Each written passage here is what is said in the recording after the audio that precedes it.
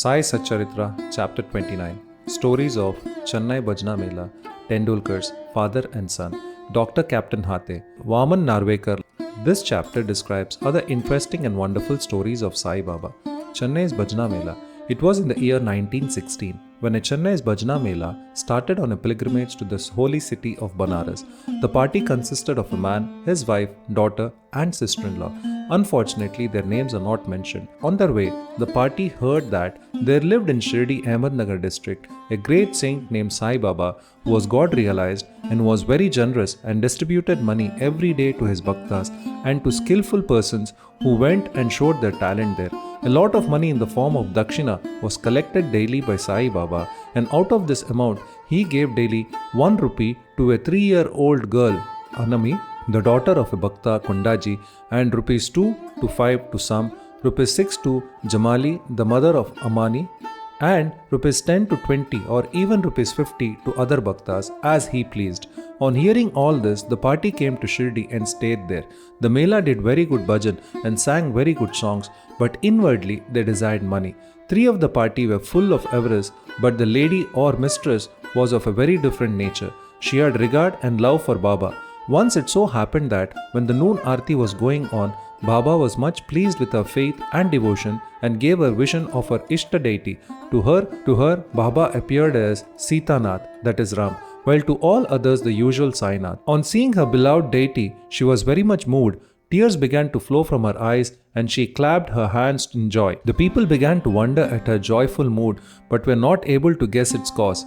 Late in the afternoon, she disclosed everything to her husband. She told him how she saw Sri Ram in Sai Baba. He thought that she was a very simple and devout woman and her seeing Ram might be a creation of her mind. He ignored her, saying that it was not possible that she alone could see Ram, while they all saw Sai Baba there. She did not resent this remark as she was fortunate enough to get Ram Darshan, as and when her mind was calm and composed and free from avarice. Wonderful vision. Things were going on like this when the husband got a strange vision in his dream one night.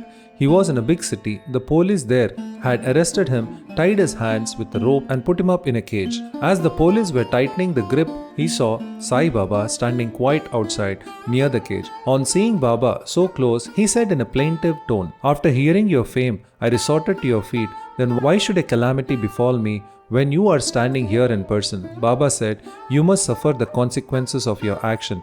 He said, "I have not done anything in this life which could bring such a misfortune on me." Baba said, "If not in this life, you must have committed some sin in your past life," he replied. "I do not know anything of my past life, but assuming that I did commit some sin then, why should it not be burnt and destroyed in your presence as happens to dry grass before fire? Baba, have you got such faith?" He, "Yes." Baba then asked him to close his eyes. No sooner did he shut them than he heard a thumping sound of something falling down, and after opening his eyes, he saw that he was free and the police fallen down, bleeding. Being much frightened, he began to look at Baba, who said, "Now you are well caught. Officers will now come and arrest you." Then he begged, "There is no other savior except you. Save me anyhow." Then Baba again asked him to close his eyes. He did so, and when he opened them, again he saw that he was free out of the cage and that Baba was by his side. He then fell at Baba's feet. Baba then asked him, "Is there any difference between this namaskar and your previous one? Think well and then reply." He said, "There is a lot of difference. My former namaskars were offered with the object of getting money from you, but the present namaskar is one offered to you as God. Besides, earlier I thought resentfully that you, being a Mohammedan, were spoiling us the Hindus. Baba, do you not believe in your mind in Mohammedan gods?" He said, "No." Then Baba said, "Have you not gone to the Panja in your house, and do you not worship the same in Tabut, that is Muharram festival? Also, there is in your house another deity by name Khat Bibi, whom you propitiate and appease on marriage occasions and other festivals. Is it not so?" He admitted all this. Then Baba said, "What more do you want?" Then a desire arose in his mind to get the darshan of his guru Ramdas. When Baba asked him to turn back and see, and when he turned around, lo, Ramdas was in front of him. No sooner did he bend to fall at his feet, Guru Ramdas vanished. Then he inquisitively asked Baba, "You look old. Do you know your age?" Baba, "What do you say? I am old? Just race with me and see." On seeing this, Baba began to run and he too followed. Baba disappeared in the dust raised by his own footsteps while running, and at the moment, man was awakened.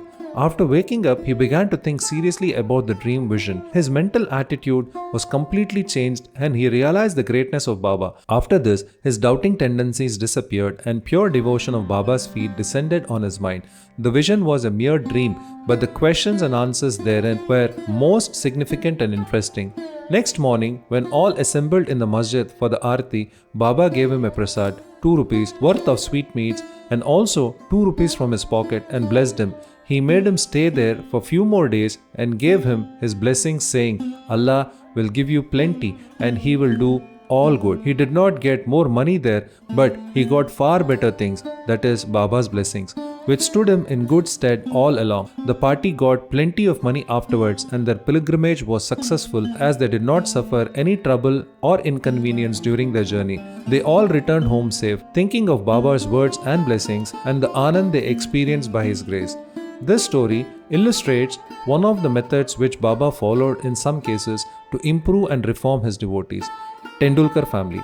There lived in Bandra a Tendulkar family, all the members of which were devoted to Baba. Mrs. Savitri Bai Tendulkar has published a Marathi book named Shri Sai Satcharitra containing 800 abhangs and padas describing the Leelas of Baba. It is a book worth reading by those who are interested in Baba. The son of Babu Tendulkar was studying hard day and night and wanted to appear for the medical examination.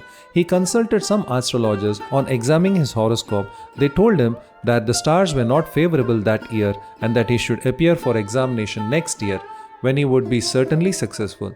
This cast a gloom over him and made him restless. A few days afterwards, his mother went to Shirdi and saw Baba. Amongst other things, she mentioned the gloomy and morose condition of her son who was to appear for the examination in a few days.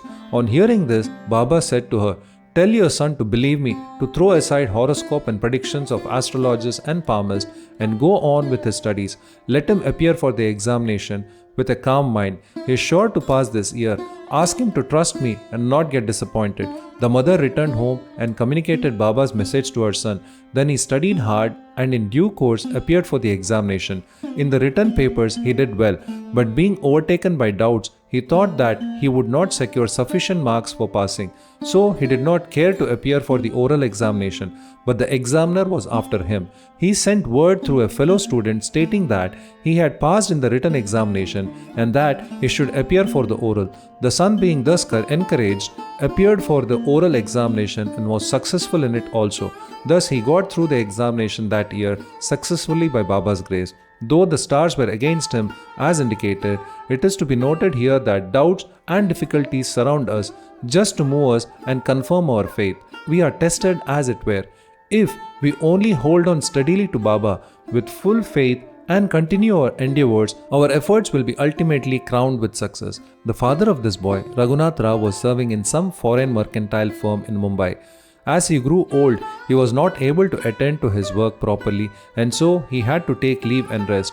As he did not improve during the period of leave, a further extension of leave or premature retirement from service was inevitable. The chief manager of the firm decided to retire him on pension as he was an old and unreliable servant. The question regarding the amount of pension to be given was under consideration. He was getting Rs 150 per month, and his pension being half the amount, that is 75, would not be enough to meet the expense of the family. So they were all anxious about this matter. 15 days before the final settlement, Baba appeared to Mrs. Tendulkar in her dreams and said, "I wish that Rs 100 should be settled as pension. Will this satisfy you?" She replied, "Baba, why ask me this? We fully trust in you." Though Baba said Rs 100, still he was given 10 rupees more, that is Rs 110, as a special case. Such wonderful love and care did Baba exhibit towards his bhaktas. Captain Hate. Captain Hate, who was staying in Bikaner, was a great devotee of Baba. Once Baba appeared to him in his dreams and said, "Did you forget me?" Hate then immediately held Baba's feet and replied, "If a child forgets his mother, how could he be saved?" Then Hate went into the garden and took out fresh valpapadi, vegetables, and after arranging shidda, that is ghee, wheat flour and dal, etc., and dakshina, was about to offer all this to Baba when he was awakened and came to know that the whole thing was a dream. Then he decided to send all these things to Baba at Shirdi. When he came to Gwalior some days afterwards, he sent rupees 12 by money order to a friend with instructions that rupees 2 should be spent in buying Siddha articles and Walpapdi vegetables, and those should be offered to Baba with rupees 10 as dakshina. The friend went to Shirdi and purchased the things mentioned, but Walpapdi was not available. In a short time, a woman turned up with a basket on her head, which curiously enough contained the Walpapdi vegetable. It was purchased, and then all the things were offered to Baba on behalf of Captain Hate. Mr. Nimonkar prepared the Naivedya next day and offered the same to Baba. All the people were surprised to see that Baba, while dining, took and ate Walpapdi and did not touch rice and other things. Hate's joy knew no bounds when he learned this from his friend. Consecrated rupees. At another time, Captain Hate wished that he should have in his house a rupee consecrated by Baba with his touch. He came across a friend who was bound for Shirdi. Through him, Hate sent his rupee. The friend went to Shirdi and after usual salutations, gave first his dakshina, which Baba accepted. Then he gave Hate's rupee, which Baba took in his hand and began to gaze at it. He held it in front, tossed it up with his right thumb and played with it. Then he asked the friend, "Return this to the owner with the prasad of Udi. Tell him that I want nothing from him. Ask him to live in peace and contentment." The friend returned to Gwalior, handed over the consecrated rupee to Hate and told him all that happened at Shirdi. This time, Hate was much pleased and realized that Baba always encouraged good thoughts, and as he wished intently, Baba fulfilled the same accordingly. Vaman Narvekar. Now let the readers hear a different story. A gentleman named Vaman Narvekar loved Baba very much. He once brought a rupee. On one side of it was engraved the figures of Ram, Lakshman and Sita, and on the other side was engraved the figure of Maruti with folded hands. He offered it to Baba with a hope that he should consecrate it with his touch and return it to him with Udi. Baba immediately pocketed it. Then Shama spoke to Baba regarding Vaman Rao's intention and requested him to return it. Then Baba spoke in the presence of Vaman Rao. Why should it be returned to him? We should keep it to ourselves. If he gives rupees 25 for it, it will be returned. Then for the sake of that rupee, Vaman Rao collected rupees 25 and placed them before Baba. Then Baba said, the value of that rupee far exceeded rupees 25. Shama, take this rupee. Let us have it in our store. Keep it in your shrine and worship it. No one had the courage to ask Baba why he followed this peculiar action. He only knows what is best and most suitable to each and all. Bow to Shri Sai, peace be to all. Shri Satchidananda Sadguru Sai Nath Maharaj Ki Jai.